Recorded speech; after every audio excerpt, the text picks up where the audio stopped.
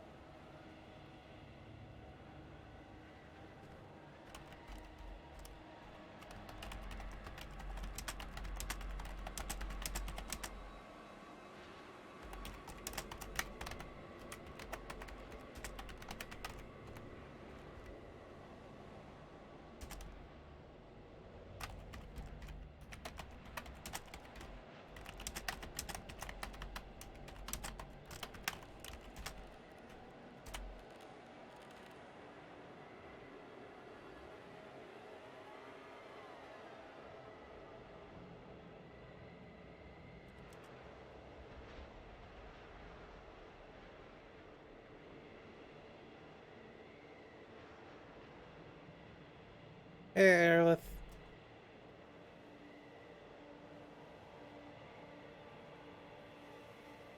I don't have chat up just yet. Getting that there.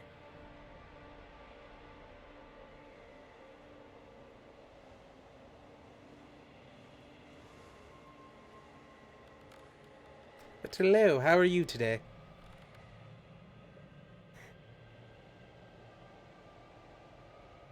How goes the Siskade thing?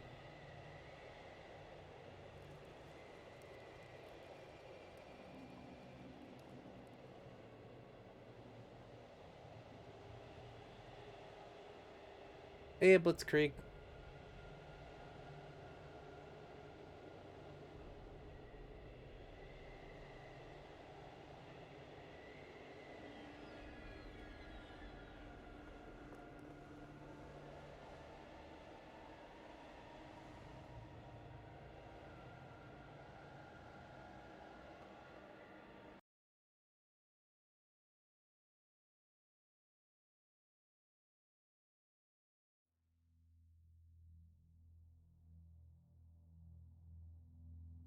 Well, I'm doing alright. I was up way too late last night working on this. Because I kind of just got into it and started throwing a bunch of shit together. It's a lot of fun. I spent like an hour and a half working on skills.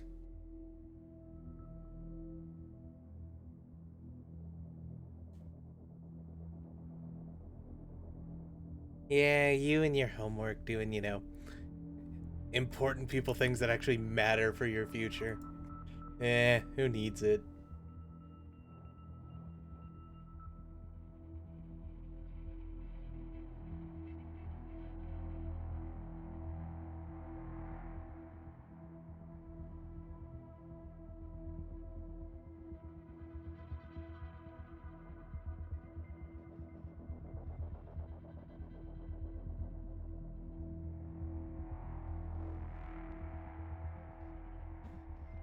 Oh god, my math labs. It's that Pearson thing, right? That was bad when I was in school. That was years ago now.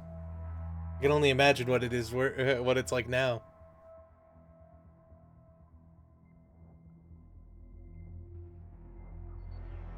Yeah, what is 1 plus 1? 11. What, do you not know math? Or,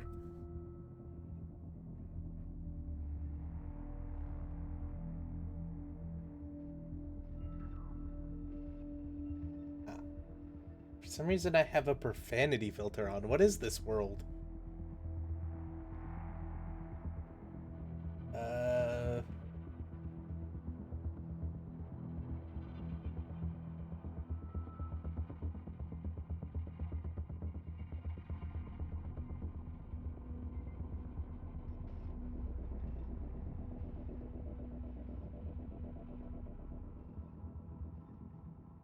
you know what? I'm just turning you off. Hopefully that fixes that. I'm not about that life. Hello, Darian. We're complaining about math. Or at least I'm complaining about math. They're like doing mechanical engineering or some shit.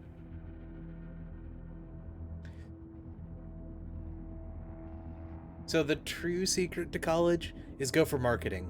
Because I didn't do anything about marketing, and I did great. I thought it was a marketable skill. As it turns out, it wasn't. That's why I do IT for a living. But I also know a lot about pirates. I like pirates.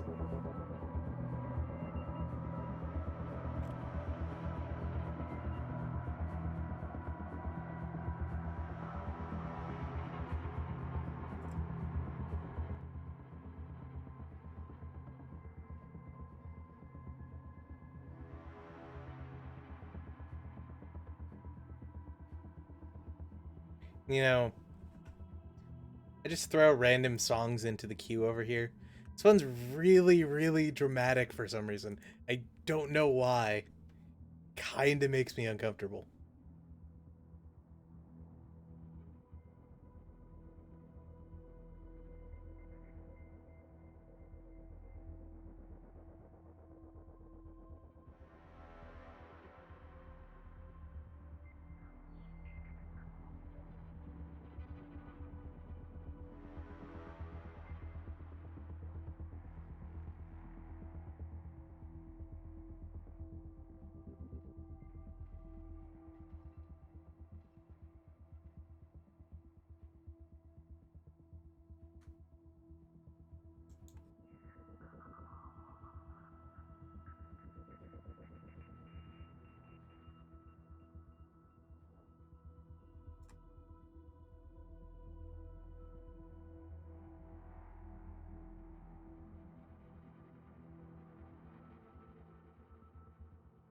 Oh no, dude. Like, legitimately, your job's never outsourced to India. Because only if you work for a big company, anyway. Because no one wants to work with the Indians. What they do is they outsource it to like Saudi Arabia or one of the African countries, where the work prices are so low, but they don't sound Indian, and thus people like them more. It's weird. Like we have one client who their call centers in I think Somalia or something crazy like that. Like they have barbed wire out in the windows and like metal gates in front of metal gates in front of the doors and stuff. And like people will deal with them just fine. But like one dude in Gujarat in India who's like real nice and polite can't deal with Indians. It's strange. I don't know.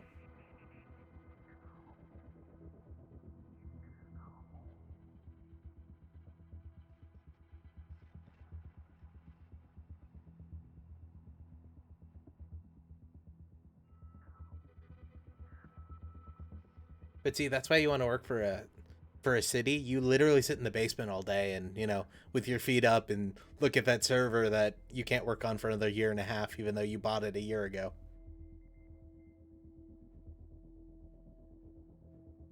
Like I use that Granicus, which was worth more than my yearly salary, as a foot stand because I can't do anything with it till their old contract is up in a year and a half. But it's still there. And we bought it last year for a shitload of money. I don't know why. It's just my foot stand. I could have replaced all the computers in the building, rewired the thing, and put in actual locks, and it would be great. But no, we had to buy this server that we're not going to do anything for 2 years.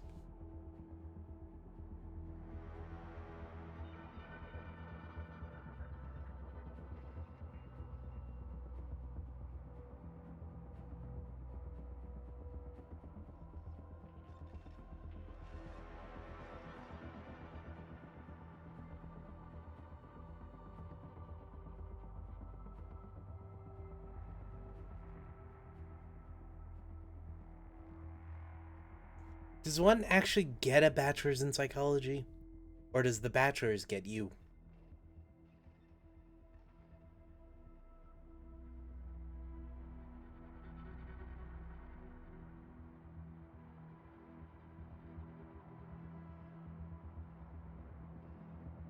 But it's been about 10 minutes. You guys want to start now, or do you want to go faff on a bit more?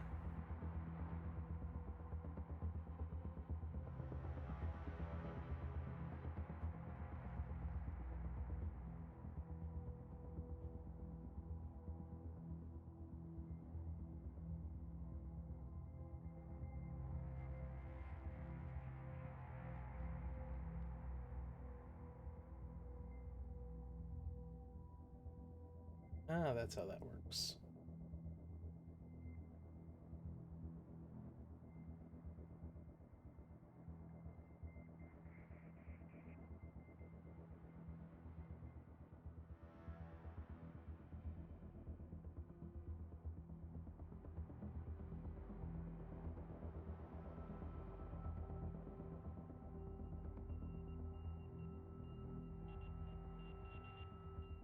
Yeah, I just can't get chat to work on this one. It's not important, though. One day I'll figure it out. One of those days where it's not today.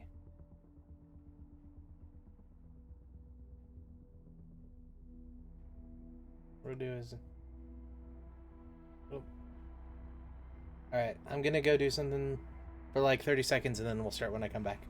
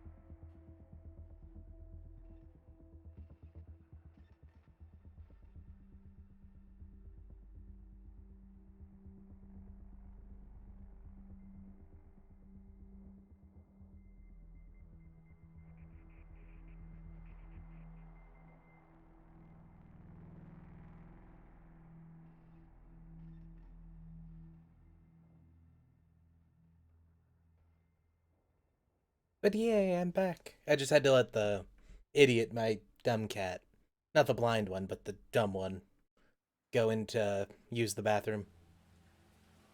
He likes to use his specific box on the second floor instead of the one that's literally right there, so... it is what it is. Even if we move the box, he still goes upstairs. But he's an old cat, so that might not be a thing in a couple of months, which is sad. But oh well. Anyway, though, folks, hello to some more of the tabletop-y lore things for you few people who are actually watching. So I think today we're gonna finish up augmentations. As you can kind of tell, I did a bit of work to them. Not too much, but I did some. Also here, hey Zero. I did a bit to it. Not too much. I built a little bit, but I was mostly focusing on skills. So I started breaking these up into like categories that don't mean anything. So it was more of just me faffing about, but it is what it is. But we might deal with skills in a little bit after we're done with talking about augments, or we could just transition straight into talking about Venus. There's enough people want to talk about Venus, and we can have some fun. And I can tell you the whole 2 paragraphs of real lore we know about it just yet. And then all the crap I made up about it. I'll have to tell you, though, my crap's more exciting.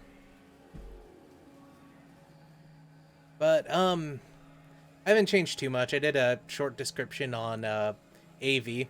Basically, I pulled off some of the stuff from the first mechanics guide from before Season 2 was a thing.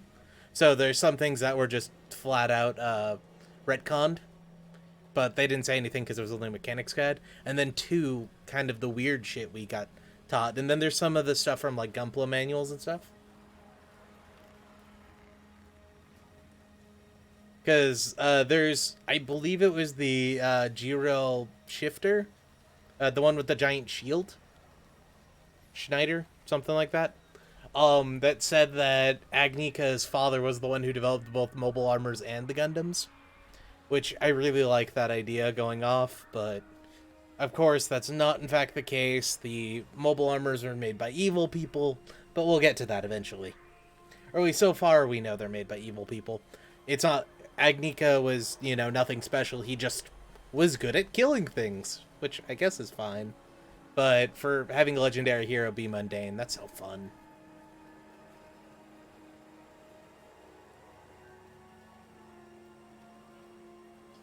Yeah, so basically, as as everyone knows, AV is just a man machine interface that directly connects your brain to the machine and creates kind of a third pseudo lobe in the back of your brain that allows you to feel and see through.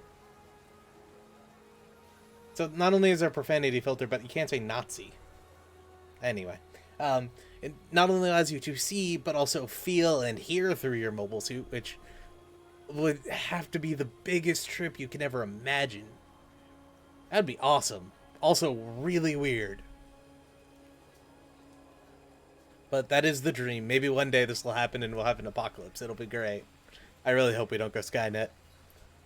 But yeah, following the Calamity War, it was all the original models, you know, the ones that weren't horrible for people, were destroyed and the material was hidden.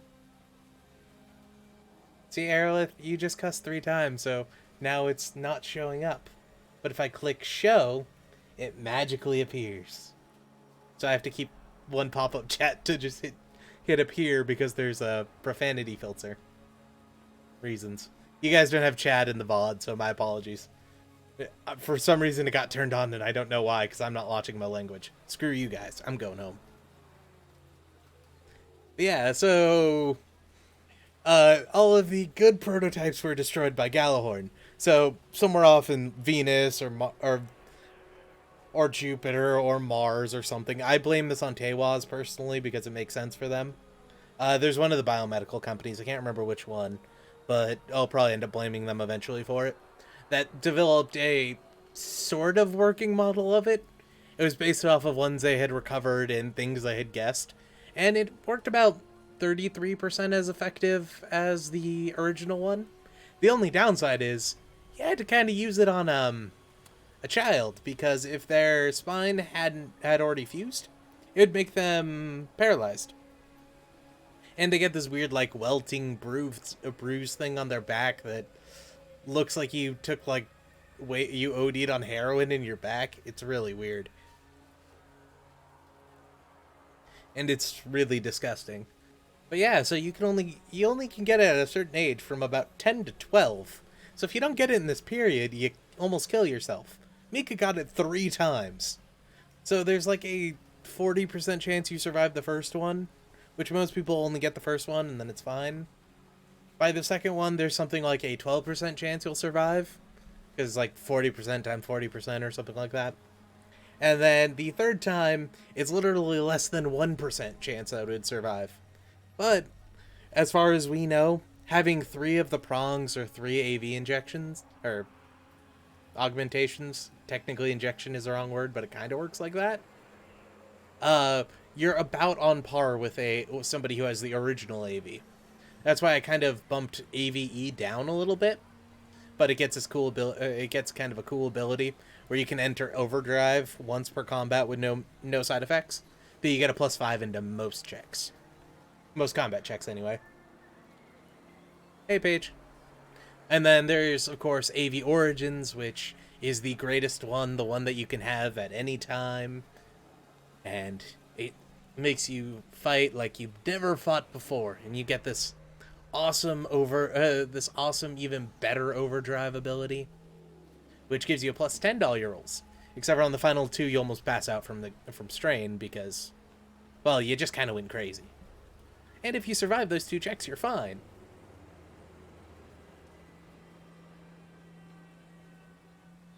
But yeah, AVE you kind of have to rob Gallahorn to get, and then stick somebody's brain into a jar, or work for Gallahorn and steal somebody's brain and put it in a jar. And you have to make that person like you and not try to murder you. Because remember that if they want to, they control the machine themselves, so they can kill you. So you kind of have to keep a relationship with your brain in a jar going real well.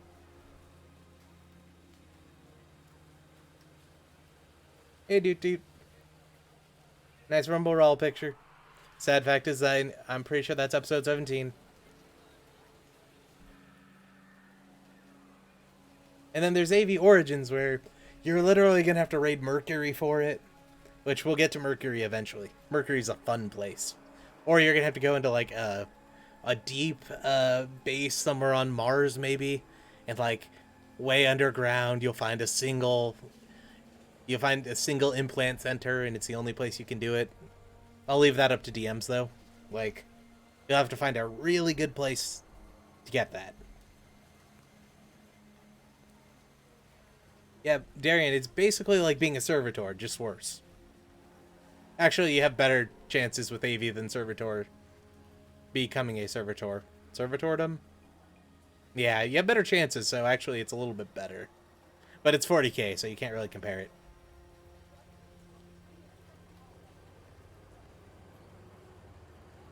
This is basically its own thing. I'm kind of converting Cyberpunk, but kind of not. I'm making a lot of changes to it myself, and some other people are making changes to it. So it's gonna turn into its own thing. But it's vaguely based off of Cyberpunk. But then again, that's oh yeah, this thing is still more in Cyberpunk, so let's do it that way. I don't like the Cyberpunk thing, so we're just gonna throw that away. And then you get what we have now, which is mostly just me fucking around, making a base model for the game, and then eventually we'll improve it. Yeah, so that's your AV. You can also get a mechanical arm, which... And yes, it does also censor FCK. But you can also get a mechanical arm like you can with like RJ got, except for his was kind of the cheap version in this game. Like it gives you good, it increases your body, you become stronger. You're unable to take, or you don't get pain from it. You don't tire out with it too much. Well, you kind of do since some of your muscles are still connected, but it's not nearly as bad because you're moving less of your own muscles and more of the robots. You become a lot more dexterous, though your reaction speeds don't increase. So that's a different part of your body. You're able to do finer things easier because your hands no longer shake. Or if they do shake, they can compensate for it. But literally everyone and their grandma finds it disgusting. And they hate it. They want to kill you for having it. Especially your grandma. As soon as you go to dinner, she pulls out a knife and tries cutting your hand off. It's really mean. And then you also get a +1 tech, +1 to tech. Because if you want to pay for it, you can, plug your hand into your mobile suit and control your mobile suit through that. Or at least control it a little bit better. As far as we know, the control isn't like AV level, but it's like maybe 25 to 50% of AV level. Which, for, not crippling yourself is kind of nice. I'm planning a little bit later to, like, develop a mechanic for, like, oh yeah, you have robot legs, a robot arm, and AV.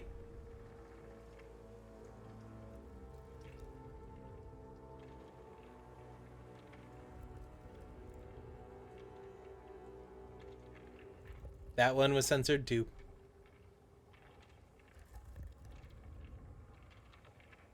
Yeah. Or you can just be a nomad and no one cares because, well, the government's kind of fucked up and you'd rather have a member of your tribe have an arm instead of not having an arm. Arms are kind of important. To some people, at least.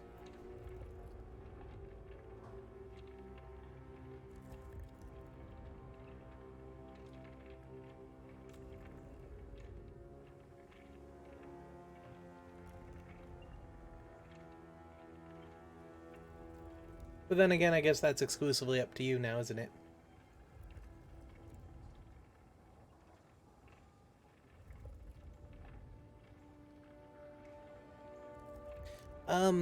There's also a brain chip kind of like Volko has. You get this big old cross in the middle of your forehead.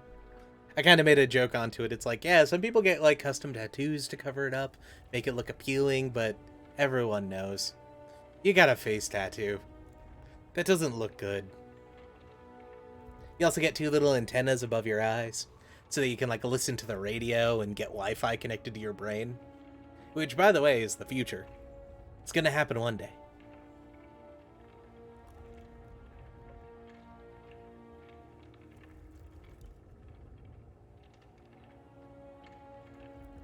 But it's gonna be kind of nice because, if you get that, if you have a skill below 5, you get a +5 to it. Just because of the weird shit you get off like Wikipedia or the YouTube videos you can watch in a quarter of a second, as it's connected to your brain.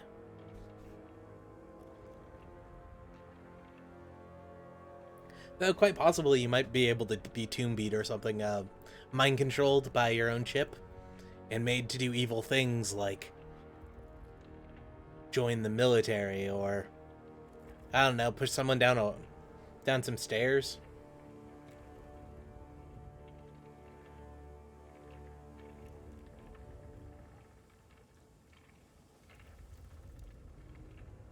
Dude, we'd use OneNote, but we use OneNote at work, and so I have this aversion to anything Microsoft. Like, I very much dislike it. Plus, quite a few people are working on this, so I find Google Docs works the better since I can't set up a SharePoint. I mean, I could, but then everyone would have to have a 365 subscription. That just gets to be an issue. Yeah, I think OneNote would work really well if you were just working on this on your own. But I just have preconceived hatreds for those kind of things. Um, Besides the brain chip, you also take quite a bit of extra damage from getting shot in the head because instead of the front portion of your skull, for about a 2 to 2.5 inch thing in the front of your skull is removed, and you have a metal chip there, which it's a lot more delicate, even though it's kind of sheathed in half metal. Still, getting shot in the head hurts. So you always want to wear a helmet if you have a brain chip, if you're going to go in combat.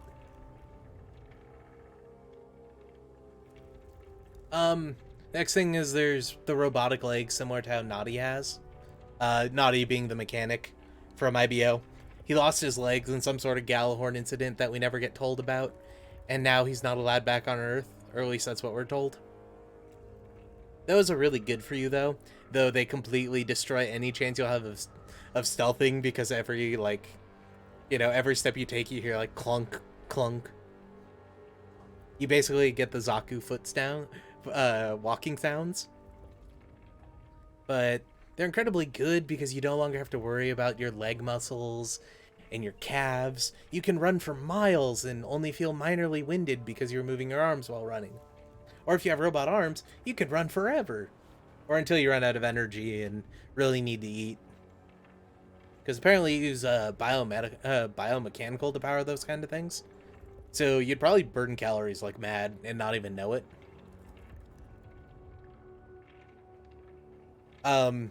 You also get a +2 attack because, you have to do some maintenance on your legs and you slowly get more accustomed to it over time. But because this is a game, it just magically gets plugged into your brain. Plus, there might be an ability to connect that to your mobile suit as well. I hadn't thought that far through yet, but that'd be kind of cool. Like, you just get a couple of plugs on your hips, stick them in there, and you kind of have a full body harness. Instead of sitting down, you're just controlling it kind of like a G Gundam. Except for you're using control sticks and stuff, so it just looks awkward as fuck if you're not doing it. And then you also, move a little bit faster. So because we have agility as a score or a thing in this game, you get some plus agility. I didn't put a number. I think it was like +2 or something. We're using a D20 as a base, so generally where things would be +1, I do +2. So it's 5% it's 10% versus 5%. And it's actually kind of noticeable because, like, 1 agility is like, great, you got 1 agility. But 2, you're 10% better. Yeah, you could have both your arms cut off, your legs cut off, and fully sink into the Psycho Zaku. Except for this one can be like Psycho Rhodey. And you can paint it red and have a bunch of bazookas and a flamethrower in the chest. I'm just explaining a cool Gujin now, aren't I?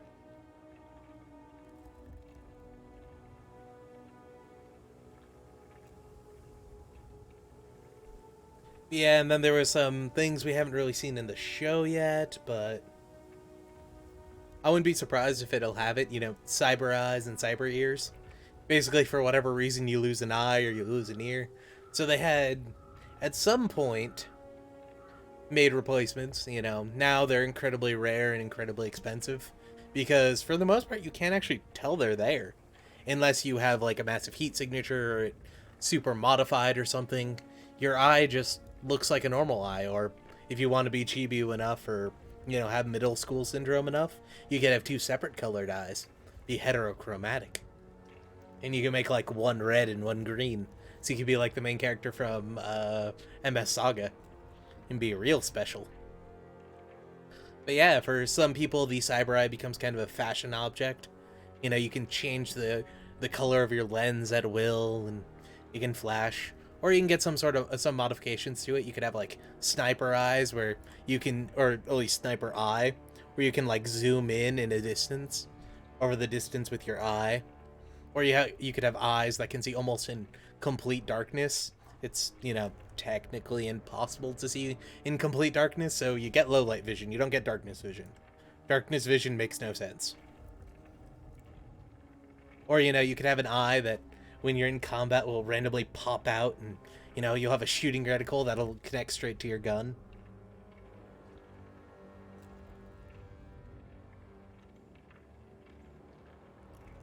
Or, you know, if you really want to be up there, you can get an eye that'll connect to like a small data card in the back of your brain that you can record video to, and, you know, completely stalk any conversation you ever had and rewatch it constantly. That'd be fun, right? Hey, Evan. Pilot suits are made of some sort of latex, probably. Probably the same thing real life spacesuits are made out of. But a lot of the normal suits are padded or have shielding, Kevlar weave into it to survive certain bullets. To the point where the glass front, or the covering on most pilot suits, you have to use a 14 millimeter pistol to shoot through, so like a 56 or so caliber bullet, and you only get one shot. But, you know, that's in the survival kit, and that's if you're really fucked. But you can use that to kill somebody if you want. And as far as favorite favorite normal suit, I got nothing.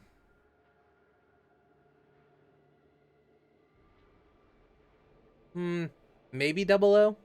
I kind of like Alleluia's. Or I do kind of like the convenient, the like not outlandish look of the IBO ones. They just kind of look like, yeah, those were made on a production line. Yeah, as far as funnels in IBO, you'd have to have some way to connect to your suit, and they'd only work really with wire guided stuff. They wouldn't really work with they wouldn't really work wirelessly, just because AHAB reactors produce a wave that kind of shuts that kind of stuff down. The only way you can do it is by mass amounts of light being shown by the Ariad. But yeah, that's like kind of weirdness that is pseudoscience. Yeah, so if you had wired bits, you could theoretically do it. But you need a brain chip or like AV and be connected to a suit that could use it, or even an arm or a leg. Yeah, and then there's also cyber ears, you know, in case you lose an ear for whatever reason. Either your eardrum is completely exploded, or, you know, you get it cut off, or you get shot in the ear or something like that. And, you know, it's just a basic replacement, and for some people it might be good, some it might be bad. You know, if you lose one ear and not the other, you can try to have it sculpted to look like your other ear, or you could get unlucky and have two bad sized ears. You'd probably get a cut off charisma for something like that. Probably like a -1 or a -2 or something like that.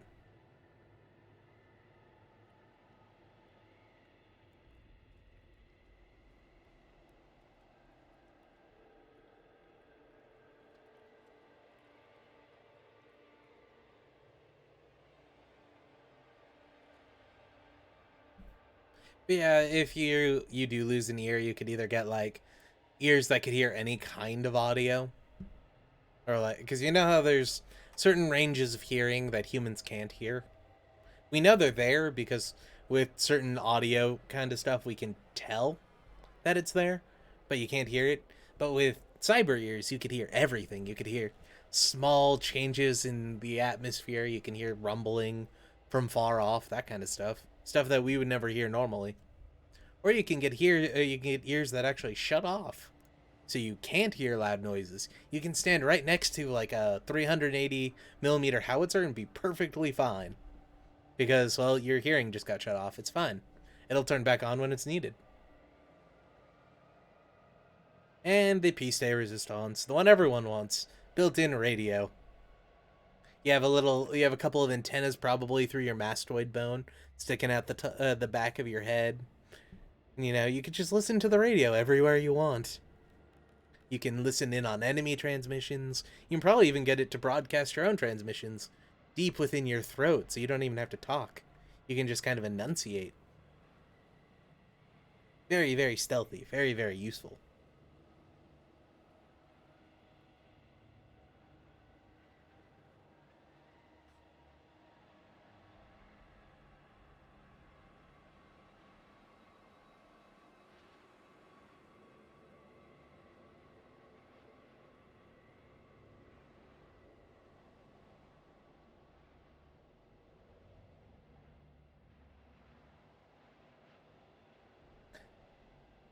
I'm just reading chat right now.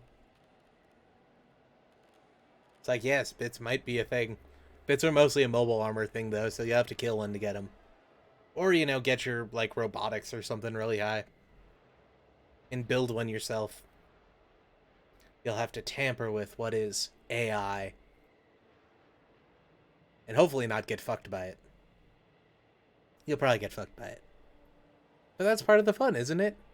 You spend all your money and your time building a mobile suit that could surpass all weapons already known. It could be stronger than any mobile suit or any tank. A new weapon of war. And then you give it a personality and you make it look like something cool. Like, say, a dinosaur. Yeah, let's make it look like a dinosaur. And then we'll stick guns on it, because guns and dinosaurs are awesome, right? And then you get to sit on a podium while your worst enemy comes to fight you and say something about it not... Say something about nanomachines or it not being what you expect, and then start yelling Psycho Mantis at people.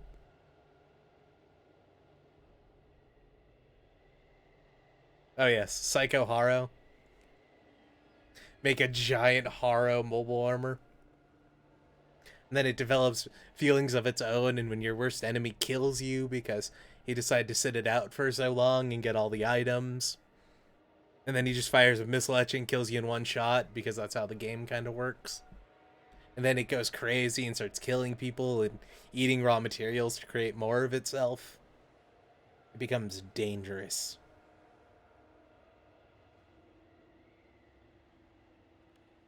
And then the final two augmentations. This one's more kind of a joke that's probably already exists in the show. Just never brought up. But my favorite, subdermal plating. So, underneath the cover of your skin, you get Kevlar, you get hard half metal sheets and sheets of Kevlar and whatnot, blocking your skin from the rest of your body. So if you get shot in the arm, you feel it. You definitely feel it, but it doesn't go through. Super useful. But you also kind of start developing these weird, large bits coming out of the side of your body. You just look strange when you move. Your body isn't as elastic as it was before. It just kind of moves as a solid block. You look weird and strange. People tend to notice after a little while. And of course, because the people in this universe are assholes, they notice one small thing that's different about you and they want to throw up and kill you for being who you are. But you take 2 less damage for getting it. So if you get shot by a pistol that does 4 damage, instead of doing 4 damage in total, you'll do 2 damage.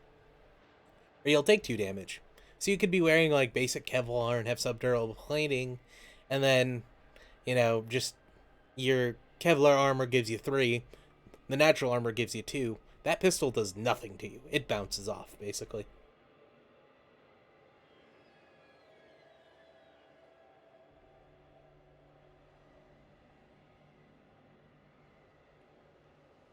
Yep, but because your reflexes are replaced and modified with Kevlar and other kinds of inserts, you're now also a lot faster and tire out a lot less than before. Mainly because you're using inhumane materials instead of humane materials. Also incredibly illegal, and probably if you tried going anywhere near a Gallahorn facility, they'd catch you and put you in prison and probably kill you.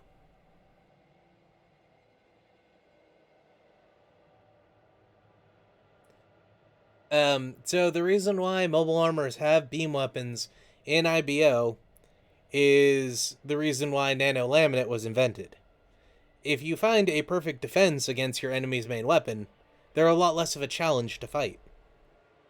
So your enemy has to develop something else, which they started to do. The fact that mobile armors had nano laminate is because they started absorbing suits that had it, and they started integrating it into themselves. Eventually, probably they would have started using more conventional weapons, or similar to how Hashmal had the tail, they would start developing more of a melee focus, so they could actually defeat Gundams. But they never did because the war ended before they could. But nano laminate was designed as an exact countermeasure to the beam weapons that MAs have. And also, beam sabers would work either exactly like they would in, like beam weapons would work in the series, or they wouldn't. We don't actually know because it hasn't been compared yet. Because theoretically, if it was a UC beam saber, those aren't actually beams. Those are a cylindrical cage of Minovsky particles that would hit the enemy just like a physical weapon would. The reflection on a lot of the heat and energy of the beam saber isn't generated by the beam saber itself. It's actually on the blade itself.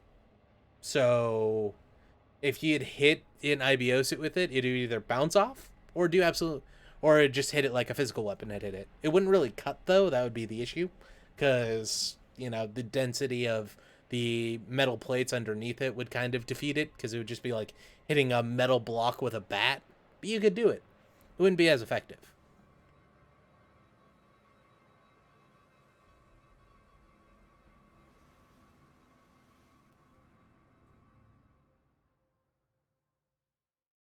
Yeah. Also, beams kill people.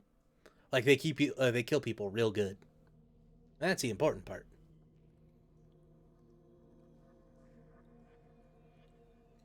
Yeah, you wouldn't really encounter checkpoints or stuff like that on Mars if you stayed to Mars or Venus. But as you start going to the intercolony areas or the moon or Earth, you would start getting people who would actually check. Probably they would just scan you from far away and you get flagged as soon as you came anywhere near the guard post. But that's why you don't get augmentations if you're going to be working on Earth. You're illegal there. You're not allowed to be there. And Gallahorn will let you know.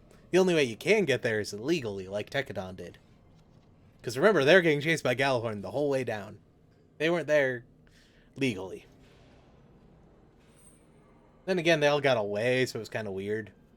But then Arbrow was protecting them during season 2, so it kind of worked out for them.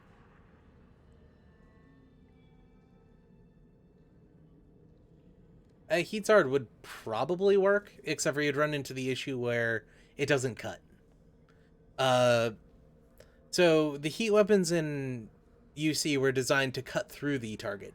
They weren't designed to hack and slash like IBO weapons are.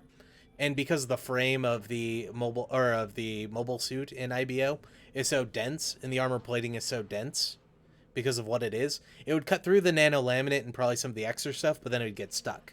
And having to pull it out would be a pain in the ass. So it wouldn't be opportune, but you could do it. You would want. It's also the same issue with the chain weapons that the Hakiji had and the Shiden was gonna get, like where they're just a bunch of blades spinning around. You get into the same issue where like you kind of have to shave it off instead of going straight in. But it would just be something getting used to.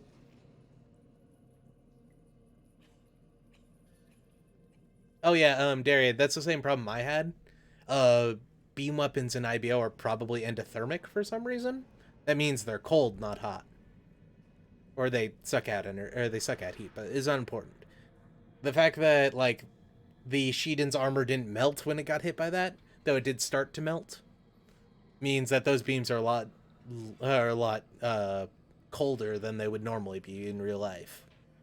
That's one of the main applications of a beam, is like heating something up super fast.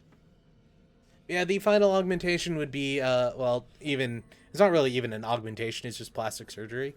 But because this is a world with something called nanomachines, son, you don't have to worry about like cutting them open to make changes.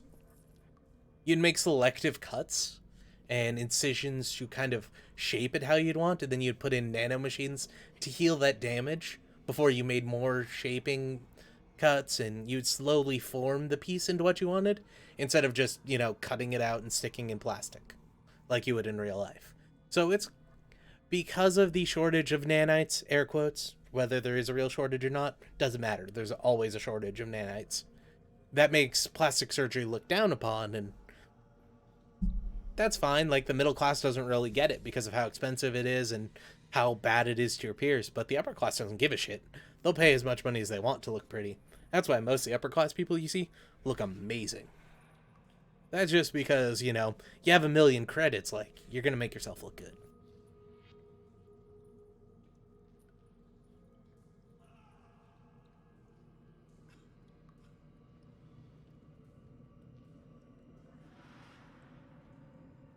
But yeah, so you see with the sheet in that, actually, like, when the beam hits into it, it, like, starts to bounce off a little bit. But you can also, I think Riot actually comments that, like, his arms get stuck or something like that, and then the rifle and the shield explode because they heat up too much.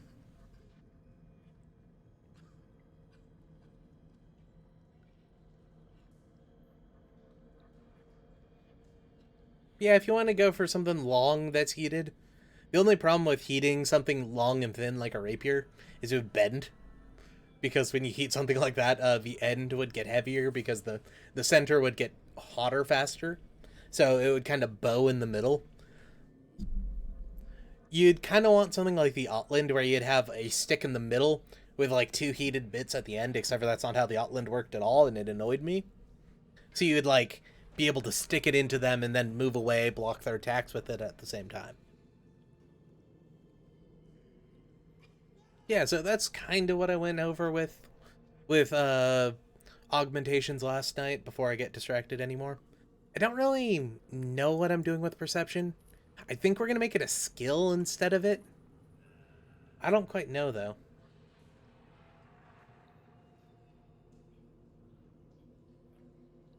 Yeah, I was kind of wondering like what was I gonna do with this. Cyber ears are kind of a stretch too. I'll probably end up expanding those out a little bit, but everything else I'm kind of okay with. This so far will probably undergo 2 or 3 iterations before the final game comes out, or at least gets into a playable state. But we're gonna keep working on it. There's still a lot more to do. Like, I'm only about a third of the way through skills, and I'm literally still making the list. But so, kind of how skills are gonna work is there's going to be up to 10 points per skill. So you can get up to 10 levels per skill, and for every point you get in that skill, it adds towards the overall total when doing a check using that skill. You also get a bonus from your stats. Since we're using a d20 and you have up to 20 stats, we'll probably use like the 1 to 8 are negative. 8 to 10 is a +1. 10 to 12 is +2. 12 to 14 is +3. Uh, 14 to 16 is +4, and then 16 to 18 is a +5. Maybe we might change that a little bit as well. Oh, we haven't really got there yet. But once, like, say you're gambling with somebody, you would roll your luck skill or your luck stat, whatever that is at the time, and then you'd add in your gambling. So like if you had a 7 in gambling and then a +5 into luck, you'd have like a +12 overall. But how the game goes is when you start, you'll get a certain amount of skill points, and then you can invest those into certain fields. Like you'll get like 17 maybe, and you can just invest them into anything that isn't chosen. I'm not quite sure how we're doing character creation yet. I think we're doing like origin gives you some skills, and then you have some life events in the middle, and then finally you pick a job, which determines the 8 skills you can break into, and you get more points for your primary skills, and then some for your secondary skills. But this is all kind of up in the air. I haven't really thought about it too much just yet. I was working on it last night, but I didn't get too far in. Some of these are from Cyberpunk. Some of these I just made up myself. Like salvage was a kind of big issue. I was trying to get something to work, and I'm probably going to develop a whole system for it. And then there's jokes like botany, which I'll probably improve out a little bit later.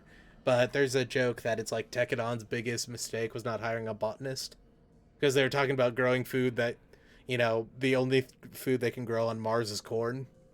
But you guys have like millions of dollars. Hire a goddamn botanist to figure out how to grow other things. Because if you can grow corn, corn is a very needy plant. It's not easy to grow. Like, not at all. wheat and rice are much easier to grow. So if you can grow corn, you can grow other stuff. So that's where the botany joke is. It's like, once you get to level 5 and kind of an established botanist, Gallahorn literally gives you money not to work. Which is always fun. But I'll probably end up building out some of these skills later. I had an idea for like multiple levels of skills. Like you'll have your common skills, which are skills almost anyone can pick up, and you either have to go to the library or just get something and practice with it to pick up. Those ones are easier. You'll probably need very little experience points to level those up. Whereas then there'll be difficult skills, which are the you can still reasonably do it, but it's harder to do. And you'd only be able to do it at certain points. So like something like nanotech operation or surgery. Um, that's all I can really think of right now. Maybe chemistry a bit. With those kind of stuff, you'd actually have to like apply yourself and spend money and time to do it. So those are a bit harder to learn. So you'll need more experience to do it and more work to get to the next level. And then finally, there's difficult tasks, which are stuff you just generally don't do in your real life unless you go out to do it. And those are really hard to pick up. And then finally, forbidden, which are incredibly hard to do, but that's mostly because you're spending a good half your time hiding or covering up what you're doing instead of not doing it.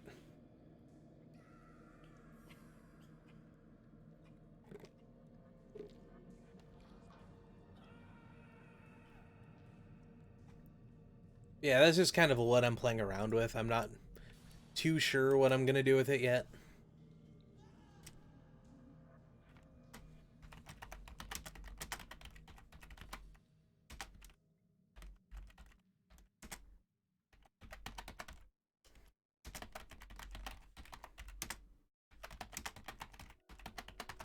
I might throw in a 5th level somewhere in there just so you have like 1 through 5, but I'm going to try to get like a large amount of common, about half as many rare, half of that in difficult, and then a couple of forbidden. Most of the forbidden stuff is going to be like robotics, studying the Calamity War, studying Galahorn's origins, that kind of stuff. Maybe making ancient weapons from blueprints you find. I'll probably loop that into something else, probably like Calamity War knowledge or something, where like you spend your time building like dance lives or something like that, so you don't accidentally.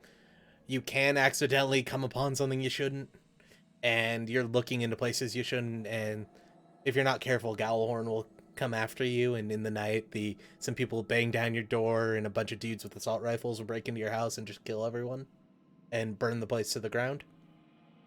But that's a normal occurrence on Mars and in Venus.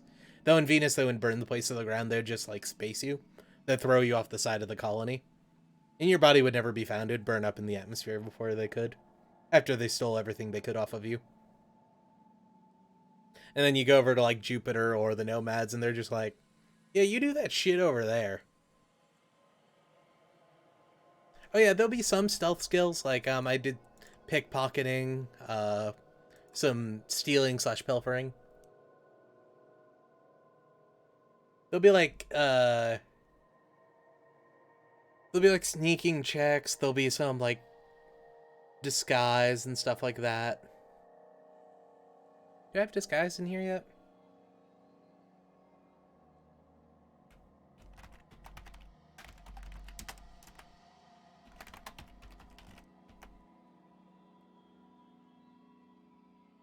I'll make a completely unimportant category for it as well. I don't know why, but I'm making these in categories. These categories mean nothing, and I don't know why they're there, but I'm doing it.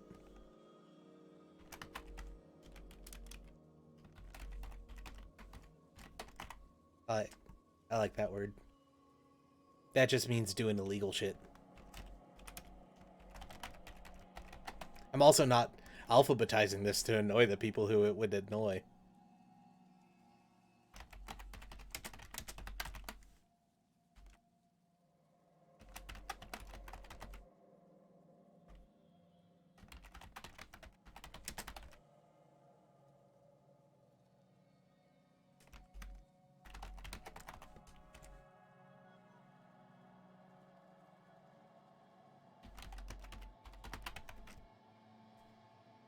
That one's not too. Disguise isn't too illegal. It's just pretty illegal. You're just pretending to be someone you're not, basically. It's like stealing things.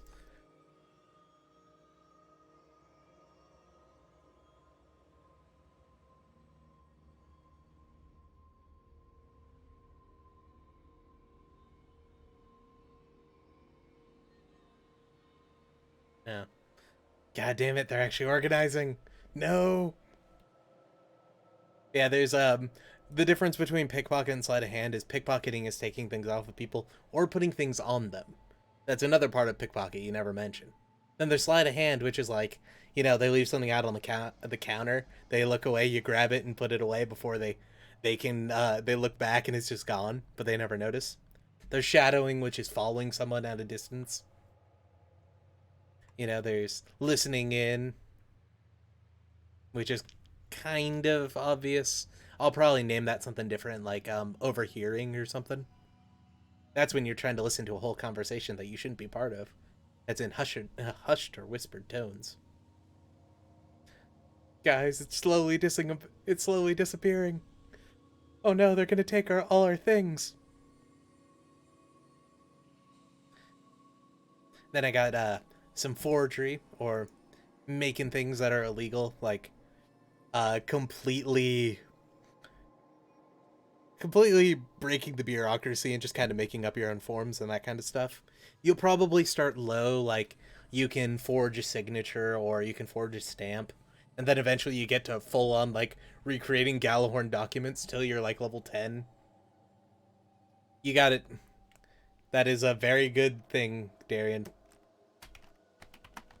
That is the word I am looking for. Waves dropping. And then, like, by the time you get to about level 10 of forgery, you're just like, even like Gallahorn officials are like, wait, this is too good. This can't be made by us. We're not that good. And yes, Crazy Astray, it's a Fallout reference. You're gonna put a whole on block of explosives in their pocket and watch the little kid run away because that's the only way you can kill children in Fallout 2, is making them explode themselves. They can deal enough damage to kill themselves, they'll die. Then with full on disguise, you can just like get your admiral's uniform, put on like your 7 stars, cufflinks and everything, and just walk into a Gallahorn base and have people think you're Rustle. Hey mage, how's it going? We talked about some awakenings and then we started talking about skills, but then some evil person is actually like organizing my crap. I don't like it. Yeah. So if you want to pick up some skullduggery skills, you can. This whole category means nothing though. I just made it up for. I was making stuff up. Like I started with like, oh, I'm gonna put all the guns together, and then it blew into, yeah, I should put all the sciences together. Oh, I forgot about punching people. Naps are fun. I want to take a nap. I sat up to like 2 a.m. last night. I shouldn't have. Yeah, I also was like,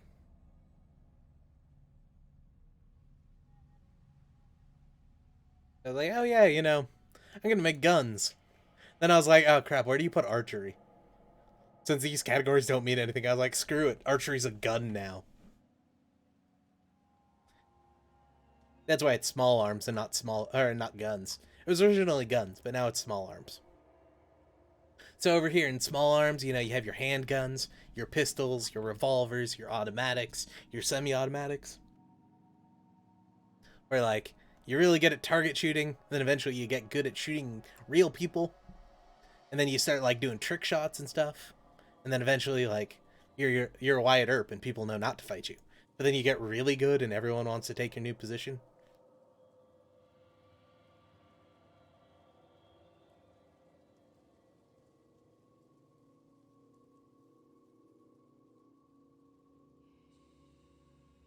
There are Vulcans in IBO, but most missiles you only see fired off of ships. And the reason why so explosives in IBO don't really work how you'd want them to work, Like, they explode, but it doesn't really do much damage to the suit because the shrapnel and everything just bounces off the nano laminate. So most missiles you see in IBO are actually napalm or incendiary, so it hits the armor, sticks to it, and starts to burn, which burns away the nano laminate and allows you to pierce it with the next shot. So generally, you could fire, or you could use Vulcans against it, but you're generally too focused on actually fighting the enemy and defeating them before it gets to that point. So staving off missiles is kind of not the best idea, but you can. Hey, I mean, like, legitimately, when you get to level 10, you figure out the secret of archery, where you can shoot around walls. It is actually a thing. It's creepy as hell. Like, you spin the arrow as you're firing it, and it spins in the air, and like you can hit people alongside, like targets along the side of walls and stuff. There's even a dude, I saw a video of this dude who figured out how made a way to make the arrow change directions twice in flight.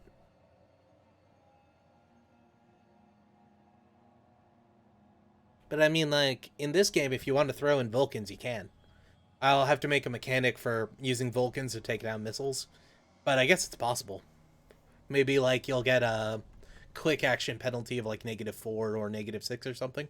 You can try to overturn an enemy's roll with Vulcans instead of trying to block or dodge.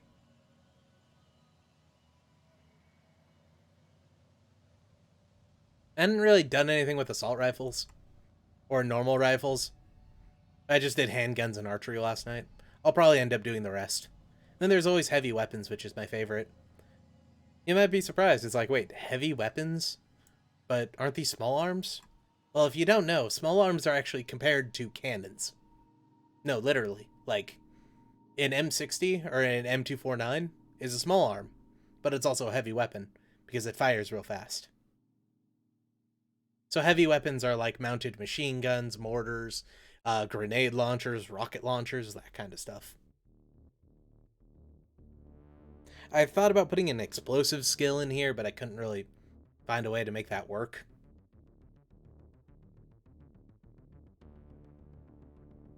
We'll get to this eventually. I'm going to do stuff like this for every stat, or at least for most stats. Some are kind of a little bit obvious, so I won't really need to do it. I was playing around with like physical combat stuff as well. It's like, okay, so you have weapons that have blades, weapons that don't have blades that just hit people. You have fighting to win. You have dodging people. You have, you know, that rock you picked up on the ground and knowing how to use the rock you picked up on the ground. You have martial arts where you actually do things. And then you have duels like, you know, with swords. Sword dueling and bladed weapons are actually two separate skills. Bladed weapons, you're trying to kill someone. Sword dueling, you're trying to look good killing someone. It's more, it'll do less damage, but it'll look good to everyone around you.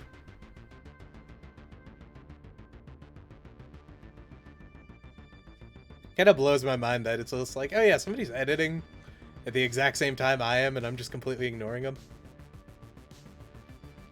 But I think it'd be kind of cool, like, you can become, like, a stage duelist. So you and one of the other party members could, like, have sword fights on stage for people while you have your thief character going around in the crowd, slowly pickpocketing them, grabbing their wallets, unloading their wallets, and putting them back, or something like that. Or, like, say you need to have a distraction, you have this big dramatic sword duel in the middle of the street, while you have your other characters going around, getting in position to kidnap someone. You know, your target, or just someone you really don't like, who you want to kill. I thought that would be fun.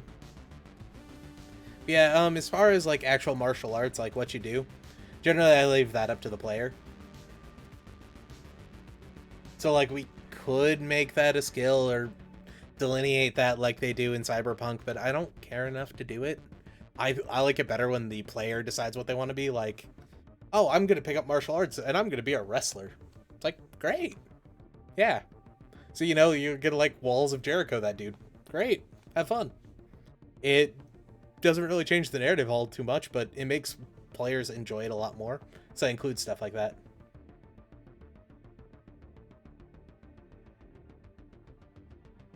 Yep, you got it, Darian. You can become a wrestler or a boxer. Or you could do something fun like that one French fighter fighting style where you pull the pommel off of your sword and you beat them to death with the pommel. That one's one of my favorites too. But now I'm imagining like a level 10 person with improvised who you pick up like a stick from the ground or rock and you pull out some duct tape and you're like, wait, no, I got this. And you just have like a giant club within about 30 seconds. You become fucking MacGyver. You've gotten really good at improvising weapons. Or no, not even MacGyver. You became the guy from Dead Rising. You're just like, wait, I got this teddy bear, I got a heavy machine gun, and some hot sauce.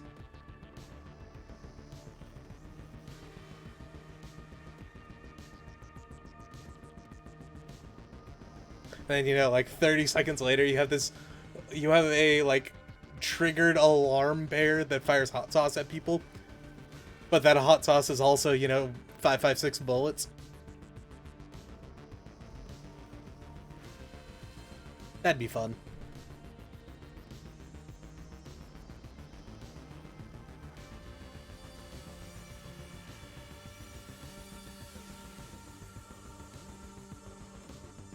And of course we got medical. It was one of the big questions is like, were you only going to be able to do first aid, or were you able to do more than just first aid? I was kind of questioning this myself, because it's like, how IBO mostly works is, you get them good enough to get up, and get to nano tanks. Because we know nano machines are a thing in IBO, except for they're only for healing people. And your entire body can be crushed. If you get them into a nano tank, they can heal.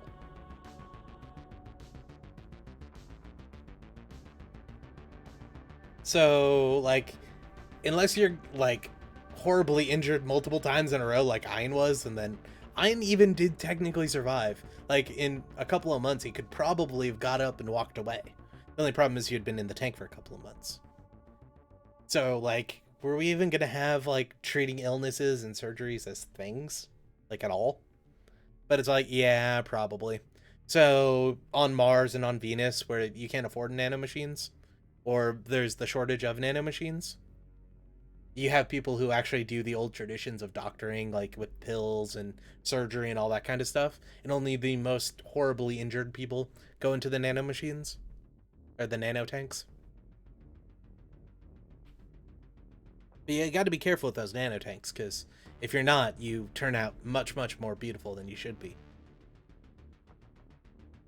Like, you get your face smashed and stuff.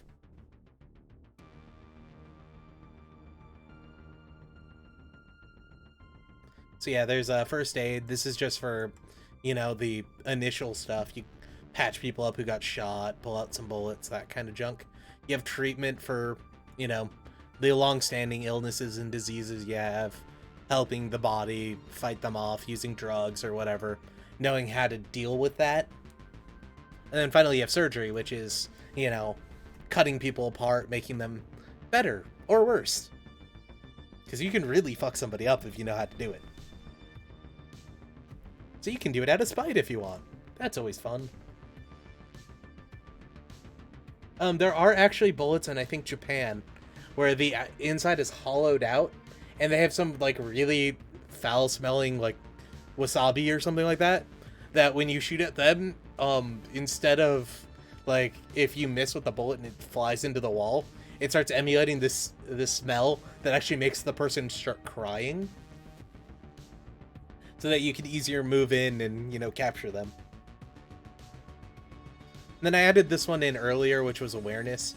You have your concentration, holding your will, and that kind of stuff. You have the seeing things with the perceptions. Like, I should take out stalking, because that's a tracking skill now.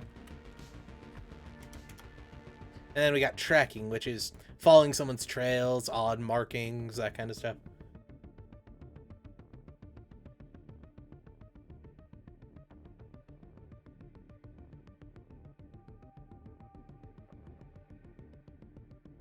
I might add some stuff to this later, but I just made this one earlier for the funsies.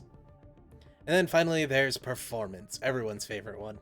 In my first UC game that I had run, we had all the player characters knew how to play an instrument. So they had a band, right? 3 characters didn't tell each other, but they took points in playing the didgeridoo. So you had a didgeridoo band. only because the didgeridoo was the funniest name thing on the list. That is where I learned not to put instruments on a list. So this is anything you want it to be, including the didgeridoo, but it's up to you.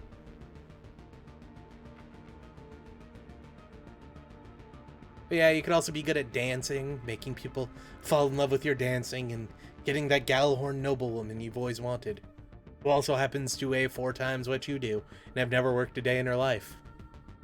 Or you could become a master painter and show it off around the world, where you just paint a white canvas, more white, and then get $38 million because it's new. Or you can take really good pictures and stalk people really well. Then, like, once you get to a certain level of photography, you can just kind of go around everywhere taking pictures, because you're so well known for taking pictures. People are like, oh, okay. I don't know, there'll probably be something like that. And then finally singing. You can finally become that yodeling specialist you've always wanted to be.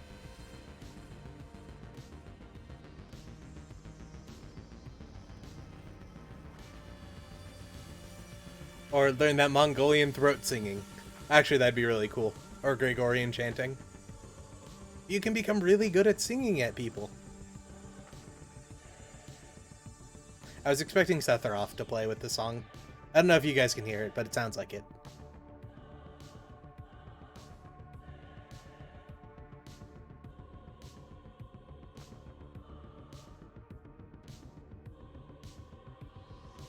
Yeah, there's a couple of other things as well that I was getting into, the sciences, wherever those went off to.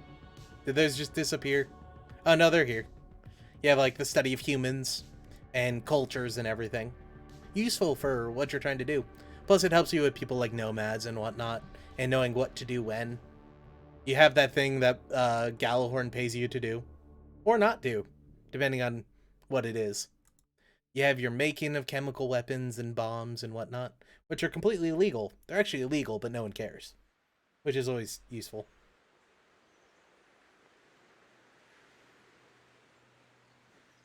You have your study of the planet, the geology, knowing exactly where the half metal is so you guys can exploit it in the middle of the night and make a shitload of money because it's duty-free half metal.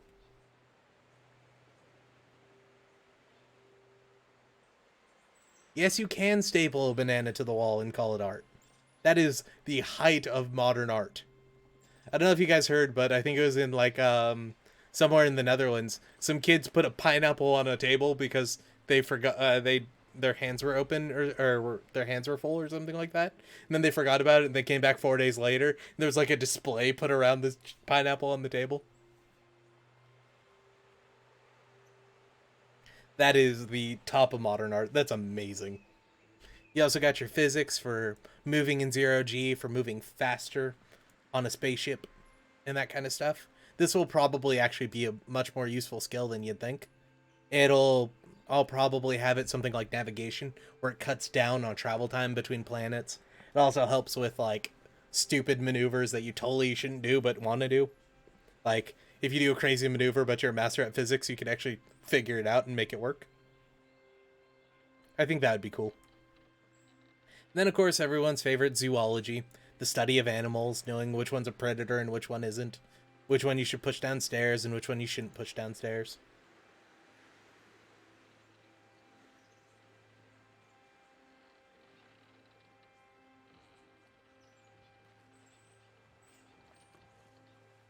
And, you know, how that weird reptilian thing with the claws is actually a Utah raptor, not a velociraptor, and velociraptors are only kind of up to your knee.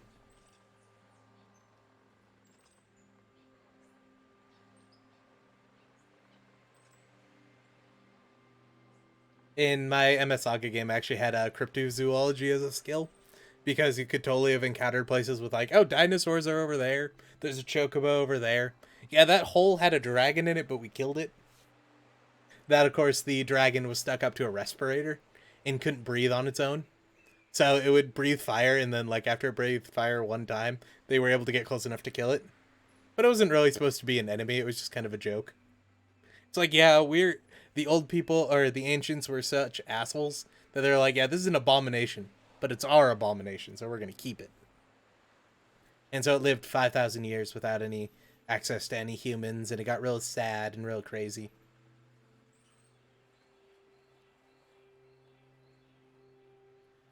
Also, I didn't notice this one before, but interpretive dance. You can become a master of interpretive dance. Love it. Yeah, I think that's it for skills. There's also, of course, forbidden studies in robotics, but we haven't got too far on these yet. Robotics will be studying things like AI and slowly building on, like, either building your own augments, robot arms, robot legs, that kind of stuff, or even worse, like eventually developing full-on AIs if you want to, and starting the second apocalypse. And then forbidden studies are just studying into the ancient stuff, nanotech, that kind of junk.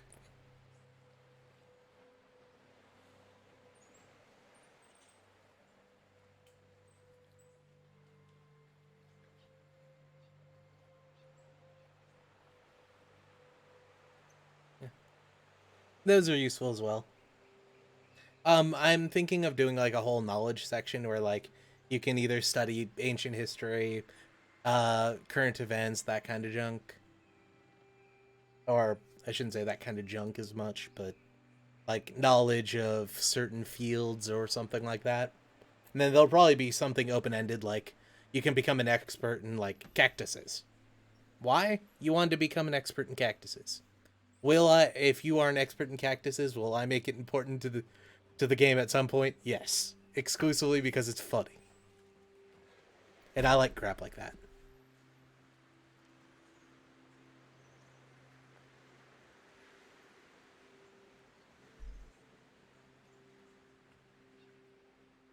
Yeah, let me check chat a little bit. I didn't notice it was like flying forward. Um, Maybe that's a bit better. I increased the refresh time by quite a bit. I noticed it was kind of moving in my peripheral, but I didn't notice it too much.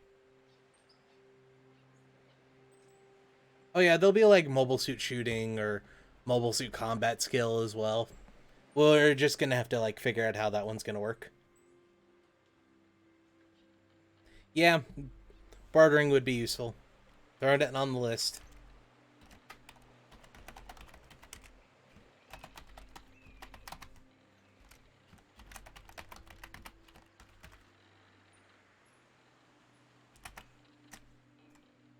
Bartering, intimidation, persuasion. So all the origins have certain skills that affect them, kind of like forbidden knowledge for nomads, combat sense, that kind of stuff. So there's a bunch of stuff I included in here that aren't actually skills yet that I'll get to eventually. I just haven't yet.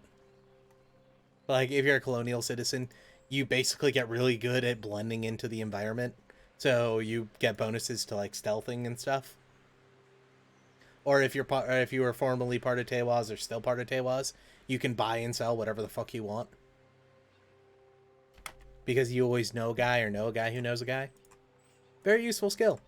Or if you're a snooty Earthborn, you know things that other people don't. Just because you went to school and didn't really pay attention. Or if you're former Galahorn, you can scare the shit out of people by pretending to be part of Galahorn. Sounds good, right? Right?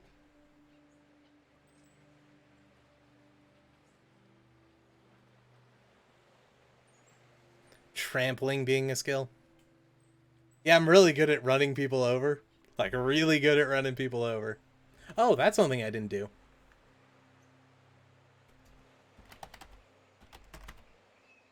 Driving.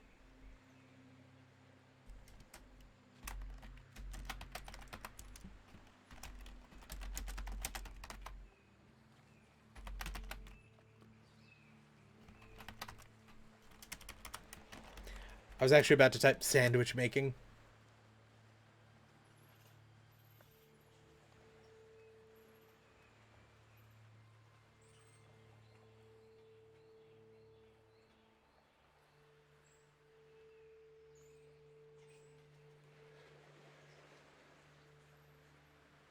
The flying of plans.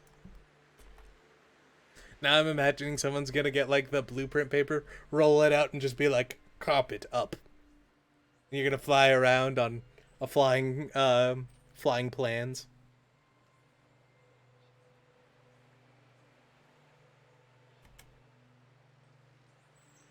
Is it helmsmaning or piloting a ship? I mean, should we use piloting of a ship and piloting of a mobile suit?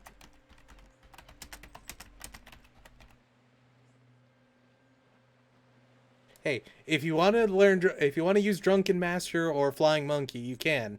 You just need to put points into martial arts. It's a roly fucker. What are you, some sort of goddamn fucker? Nah, I'm a proud fucker, you fucker. We are not putting pod racing in this. This is not pod racing. I'm now gonna have to put in pod racing into Mars, aren't I? You know, nomads do it for fun. They ride their pods around.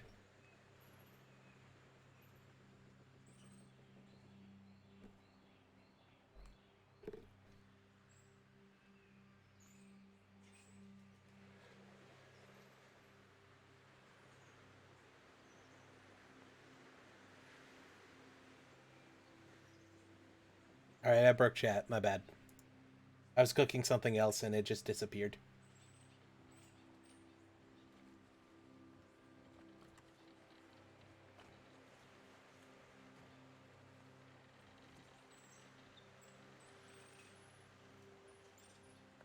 Also, the colors changed. I don't know why. I'm not going to touch it anymore.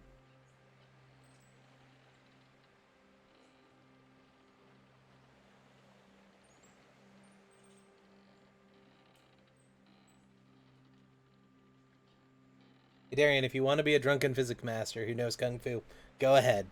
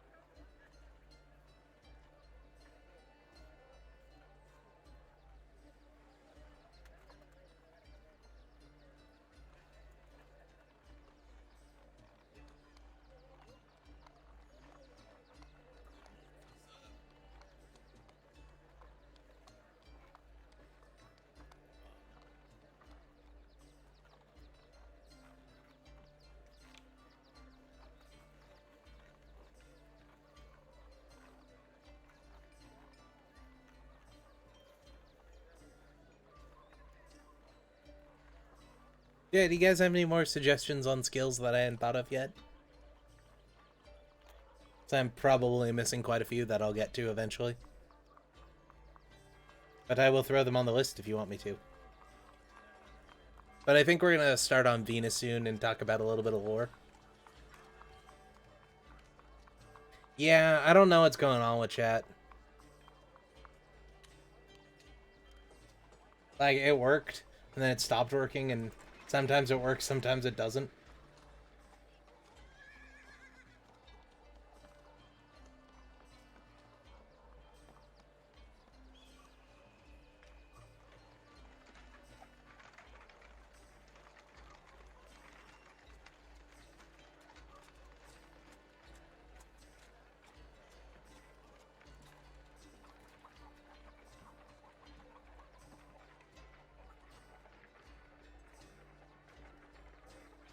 What do you mean by haste?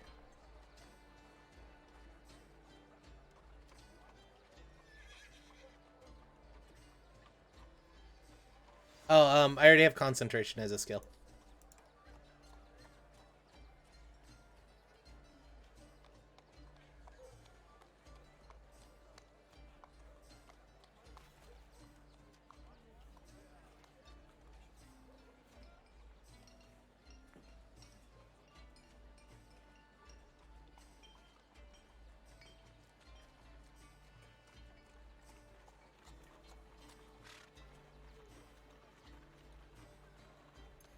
There's a horse in your RP discussion because there's this thing called Fujisaki, which is the greatest mobile suit ever designed. They couldn't figure out how to get a man to pilot a horse-shaped mobile suit, so instead of putting a man in there, they put a horse inside the mobile suit, and they gave it spandex. Spandex horse. How could that ever be a bad thing?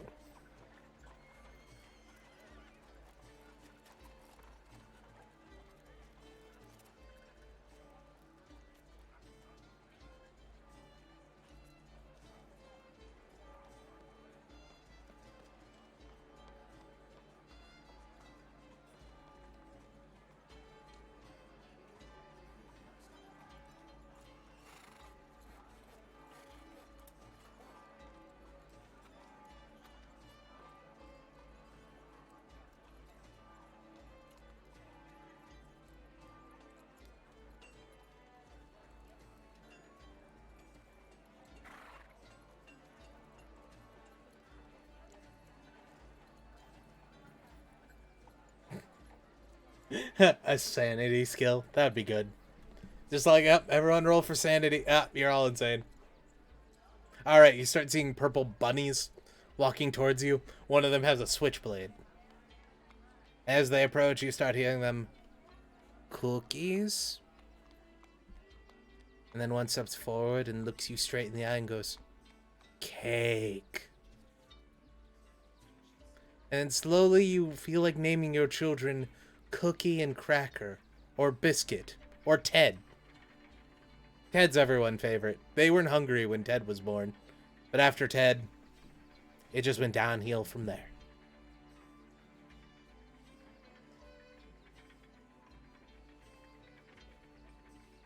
Alright, I broke chat. I give up.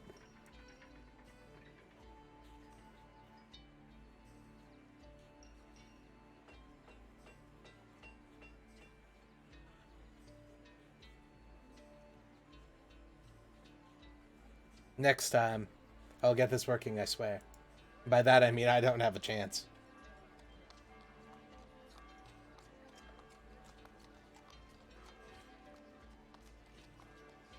As you look around, you see your friend Steve around the corner has grown giant bat wings and has 4 eyes, 2 of which are blue.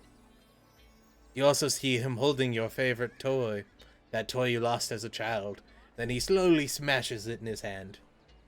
And then suddenly money starts pouring out. You know that if you kill him, he will give you all the riches in the world.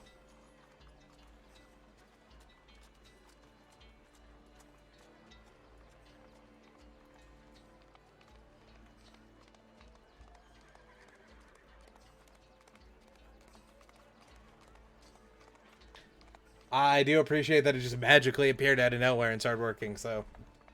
fuck it. I surrender.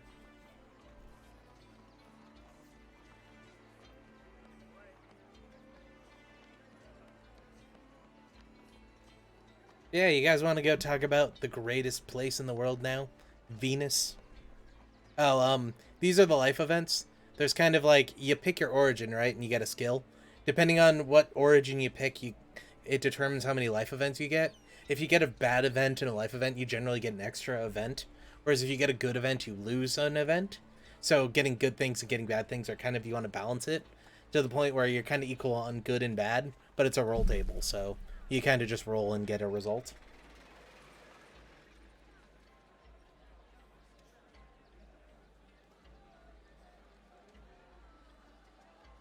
Yeah, he's still working on it, so I won't show you too much. He's like actually currently working on it too. Yeah, there's a bunch of like ship stuff. Someone's even making custom mobile workers, random guns, some Gundams. One of our guys doing art because he's actually good at that kind of crap. I don't believe him though. He's too good. I think he's hiding something. And yeah, I was playing around with some ship designs earlier, or some ship ideas earlier anyway. But there's no real stats to go with ships yet, so it's nothing really to think about.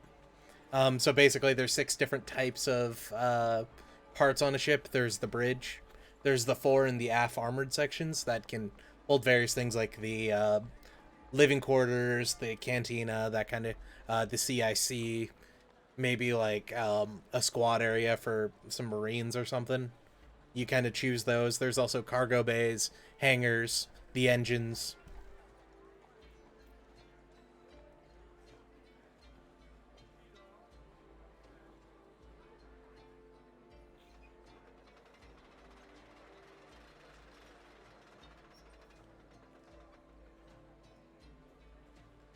I'm not adding the zero system to this game. I've already done one crossover game. I don't need to do another one. Yeah. I think originally the zero system, once you engaged, it allowed you to, like, get +4 melee and shooting. But it prevented you from killing your opponents. You could only just horribly maim them, which worked fine because I also had a cleave ability. So if you killed an opponent, you got a free attack on another opponent who was adjacent, or you could move one spot and attack. So I had one guy who would go through, like, hit an enemy, move, shoot the next guy, and then his friend would come in, cleave one dude, move on to the next, cleave the next, and then go in for a double attack on the last.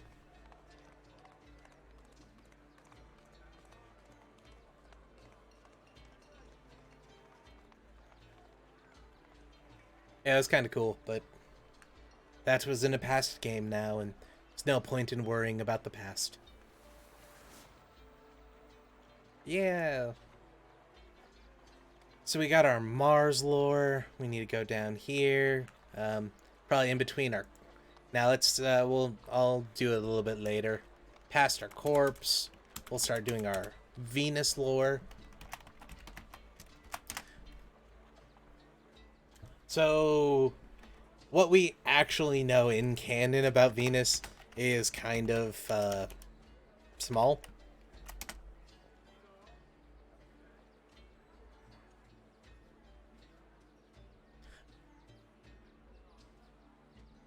Oh wait, that was on a different...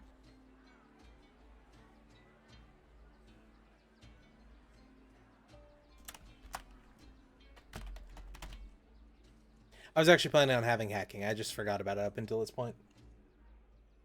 So, what we actually know in canon about Venus is incredibly small. It's literally 2 paragraphs. Like, so we know Venus was passed up to be the colonization effort. They went to Mars instead.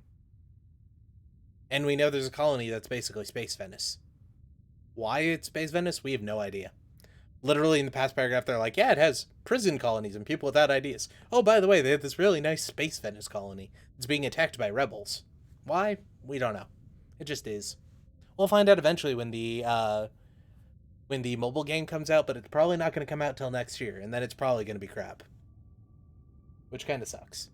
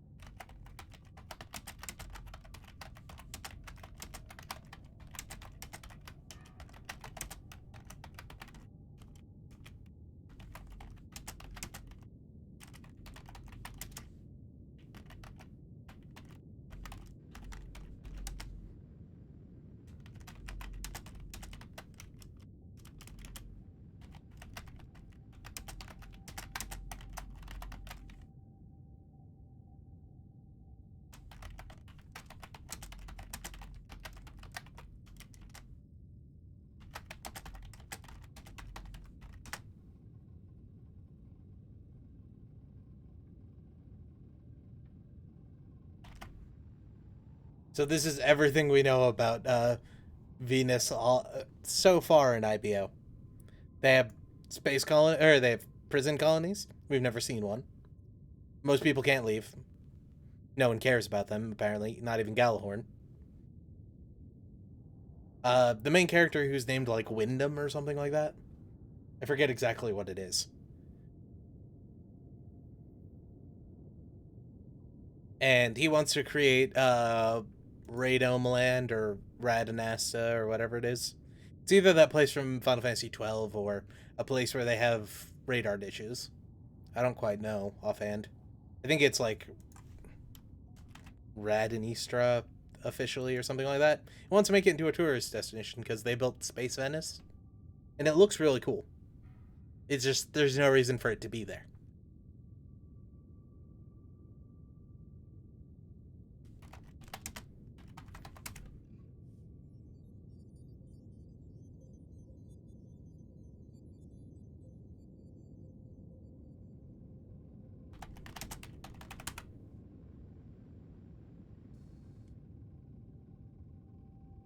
Like, it looks cool. There's no reason to be there. We don't know why. Oh, it's Winstario, so yeah, it's a Raidenista colony.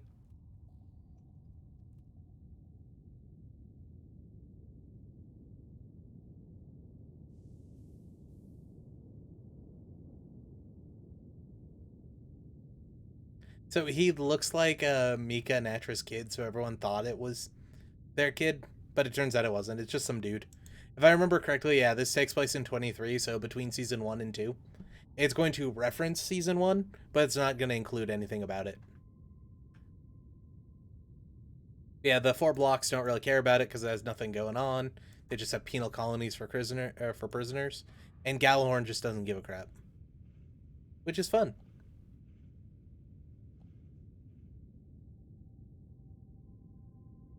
Oh yeah, so this is where Siri enters the Gundam world. Just kind of pops up. And then there's this girl.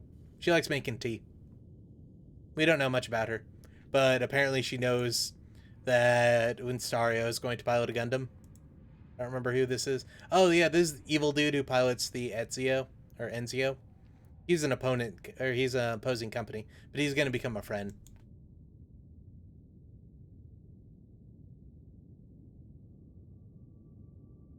And then this guy, he betrayed Gallahorn.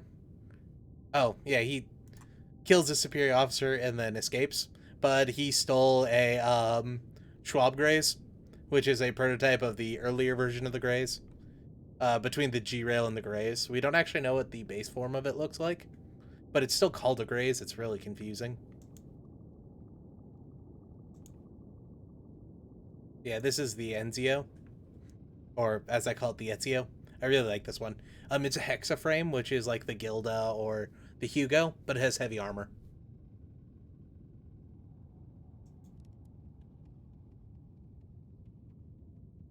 Then, of course, there's the Hiraboshi. Do we have a real picture of the Marcosius? Oh, yeah, we do. That's a thing. Like, it has wings.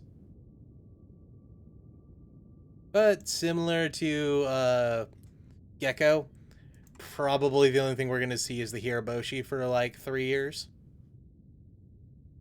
But yeah, if I remember correctly, this was discovered by his grandfather's grandfather, and then it was given to his grandson, and then his grandson gives it to Winzario. For whatever reason, it was, or yeah, Wistario. For whatever reason, though, it was on Venus, and they're using it as a power supply because Tekadon wasn't the only one who needed power, I guess. Yeah, we know so little about Venus; it's kind of crazy.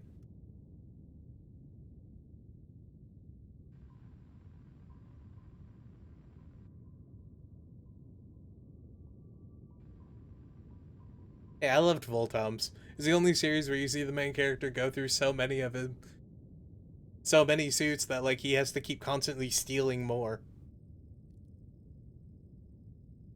It's like half the episodes are him just getting more Votoms to destroy in combat. And he's never lucky enough to die. So we get on to the homebrewing portion of this. So we know they have penal colonies, right? They also have Space Venice.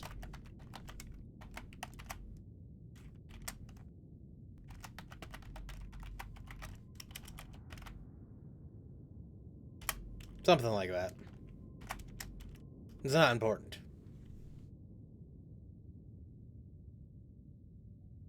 I mean, if somebody wants to put in a transforming mobile suit as a homebrew unit, that's their choice. But I probably won't have anything like that, no. Not anything official, though. Though I had decided I'm going to do all the canon stuff, and then I'm just going to create like a secondary bestiary or something that I'll link to in the document that I'll have, everyone's suits and the ships that people made, the mobile workers, that kind of stuff. So people can use them if they want them.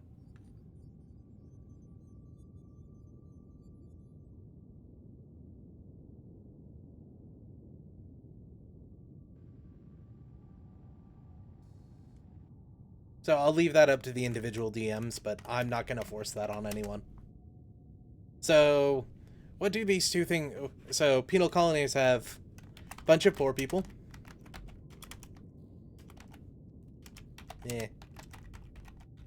Who in turn are powerless.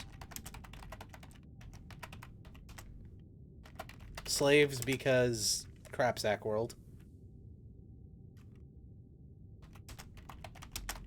So they want freedom. We have rich people. Or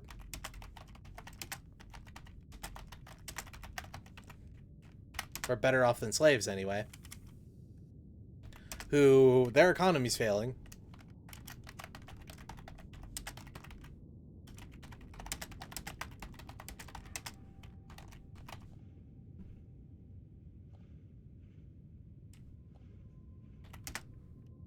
Who want the old days back. And because Gallahorn and the economic blocks don't give a crap about this place, they don't even defend it, because who cares? They have to rely on private security to defend themselves.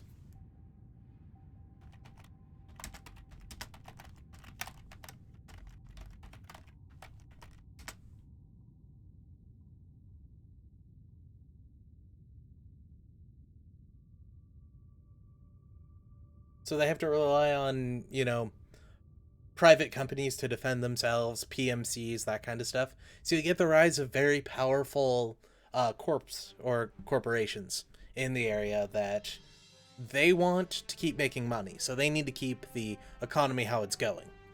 They want to keep making hand over fist. Because if they get too much money, Gallahorn and the blocks will start to care because they want a stake in that. But if they lose too much money, people will leave the colonies and they'll lose their revenue source. So there's corporations that just want to keep the status quo.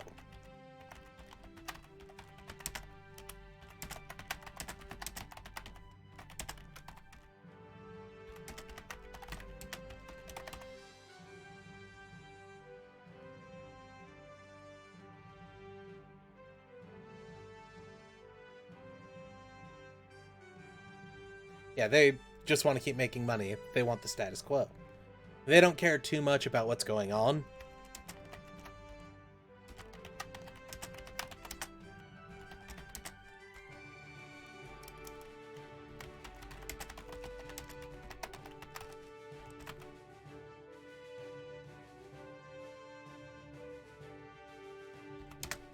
Yeah, they just want to keep going and going and going, getting everything they can. They don't even try to defend these places most of the time. They have token guards, or they pay locals to guard the places while they just rank in way more money. And it kind of works out for them. So, who's opposing the corporations? Because the penal colonies would love to do it, but they can't because they're peasant. They're slaves, basically. I was about to call them peasants, but they're also peasants, but that's not important. So they're basically slaves. So who's going to fight them? Well, people who have got their freedom. Or free fighters.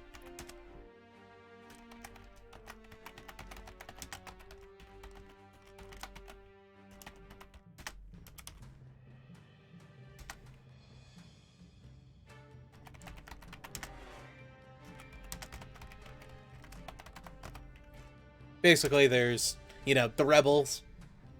They came to fight back. They free the prisoners. Some of the prisoners try to run away. They can't. They get stuck. Or some of them joined with the rebels because it's their only alternative now that they got freed from these penal battalions. Because while they could have worked 15 years and then got out, which their life would have sucked for 15 years, they're now stuck in kind of a continuous cycle of, well, you're a rebel now, so you either die or you join with the rebels and hopefully win one day. Then you have people who just want to raise problems.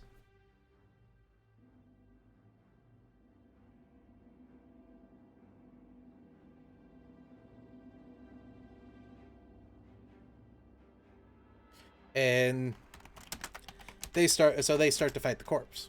Well, they need money and they need weapons. So who does that invite? Tewas.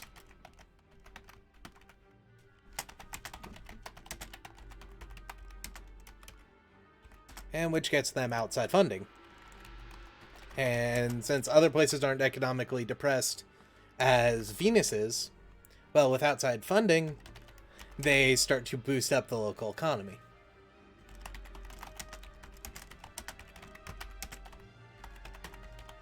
They buy locally produced goods so that they can continue on their war effort while stealing things from the corps, who are pulling in money from outside. And so most places are actually economically benefiting from the fighting between the rebels and the corporations. And because some people might get in the way, but they have no inclination to stop them, you actually get a benefit over into the colonies.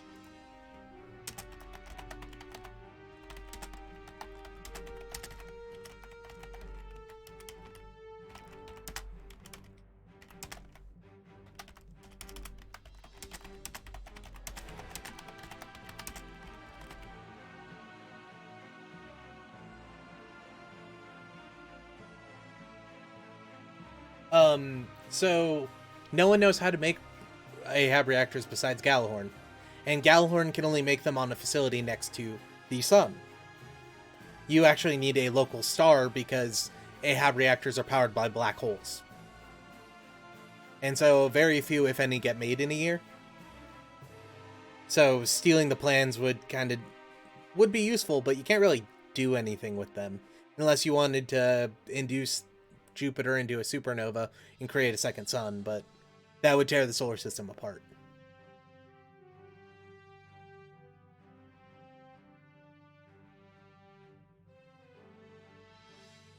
Yeah, so you get this weird kind of circular operation with everyone. So you have the colonies that want to be free. As soon as they get free, they have to join the rebels. Well, then you have the rich people colonies, which are helping fund the rebels by them buying stuff for buying or selling to the rebels. The rebels buy stuff from them, which boosts their economy. The corporations come in making money off of what gets sold from the rebels to the rich people, and they're paying the corporations to defend them. Well, the corporation is getting robbed by the rebels. And so you kind of get a chain together, and as long as new people are getting pumped into the penal colonies to be freed by the rebels, you kind of get a weirdly working ecosystem developed off of rebellion.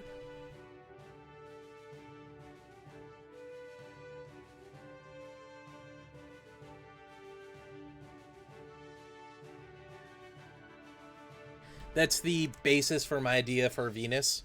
You have the penal colonies, which people want to get free. Most of them are either political prisoners or people who got rough in life and are just kind of down on their luck. They could work for 15, 20 years, most of their adult lives, all the way through their prime to be old and decrepit and probably dying, stuck on Mars or some other place. Or they could join the rebels, which is an easy fight and would most likely save their lives. Well, as it turns out, when you become a rebel, you freaking stay a rebel. You can't get out of being a rebel. Unless you get really lucky and leave. So you both don't want to be a prisoner and you don't want to be a rebel. But then there's also the rich people who, while I mentioned Space Venice, there are probably dozens, if not hundreds, of other colonies, all of which have good GDP that corporations had created, but just kind of go down the wayside right now.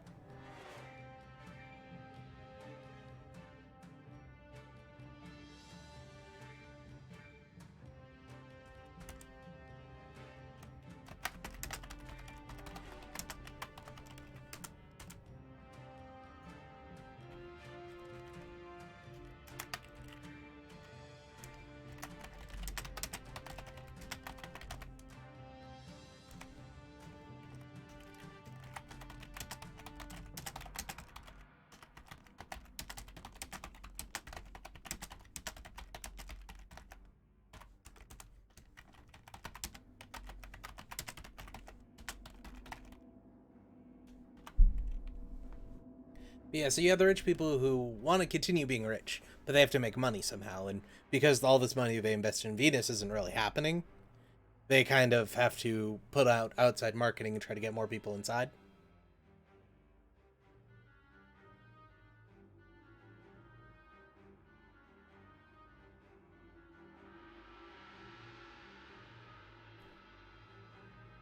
So you constantly have people moving into Venus all the time.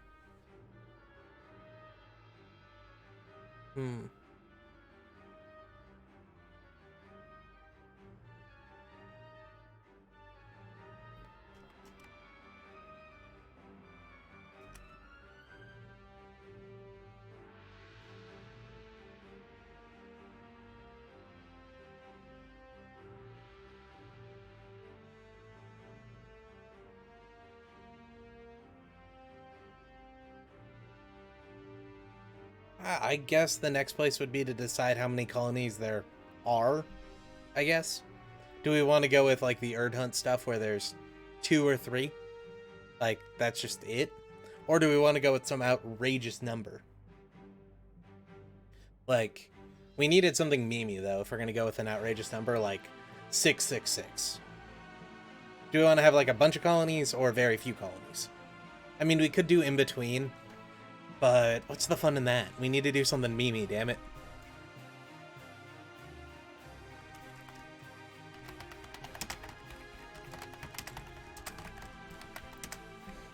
So there's 666 colonies all around Venus. Only one has Gallahorn presence.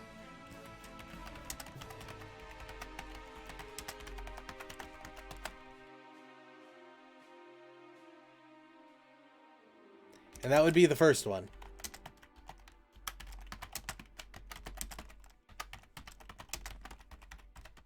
So unless you're in the first colony, and you're like accosting someone on the street, you're probably not gonna have to worry about Gallahorn like at all. Maybe they'll have one ship and like 2 mobile suits, and they'll be like G-rails. Nothing really to worry about. And Gallahorn, for the most part, if they get into a fight they can't win, they just leave.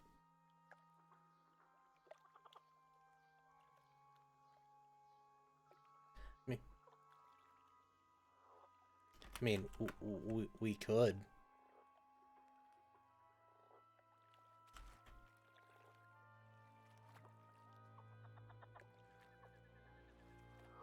So yeah, Gallahorn, if they really get into conflict, just doesn't care. They'll leave if they need to.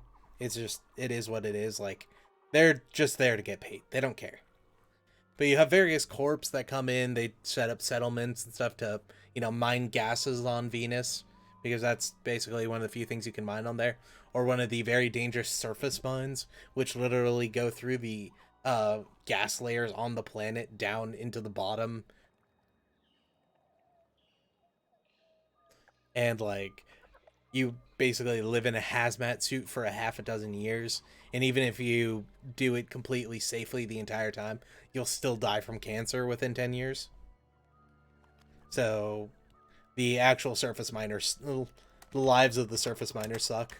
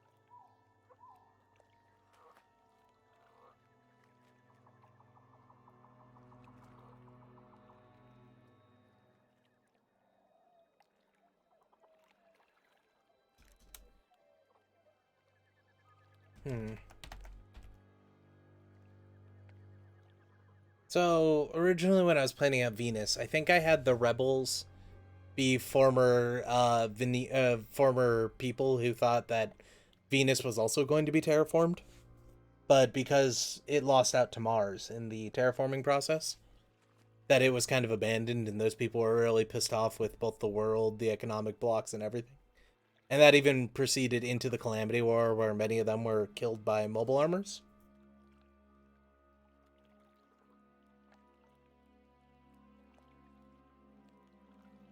I don't know if I want to go with that anymore. I kind of like just making them red hats. I think that'd be kind of fun. Hmm.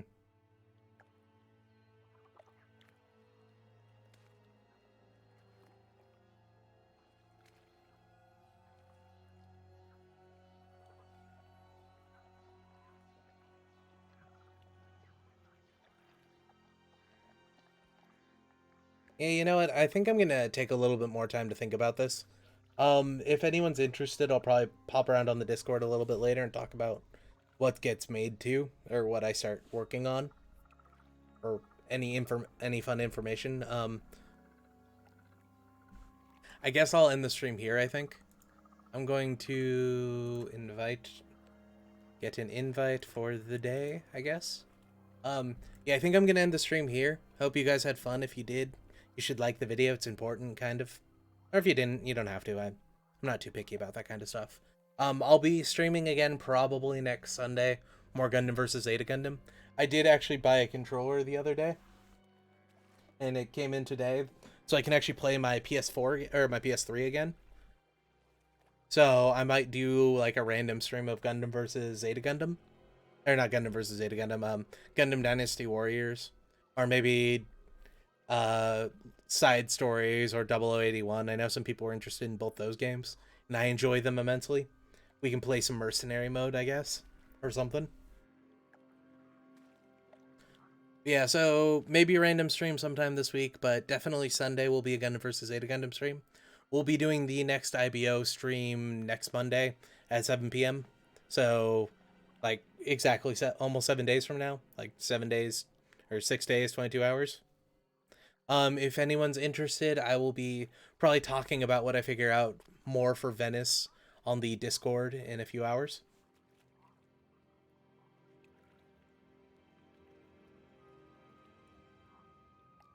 I don't know why, but uh it also stopped him from saying like, comment, subscribe, hit the bell, donate to the Patreon and the GoFundMe. Also, give me a coffee on coffee, and I was gonna say Mixer, but I don't think they have a thing for Mixer, do they? Yeah, you should do all the things and make me super popular and spread me out like everywhere, so people can all know and not watch. It'll be great. Anyway, though, folks, I think I'm gonna end it here. Night, y'all.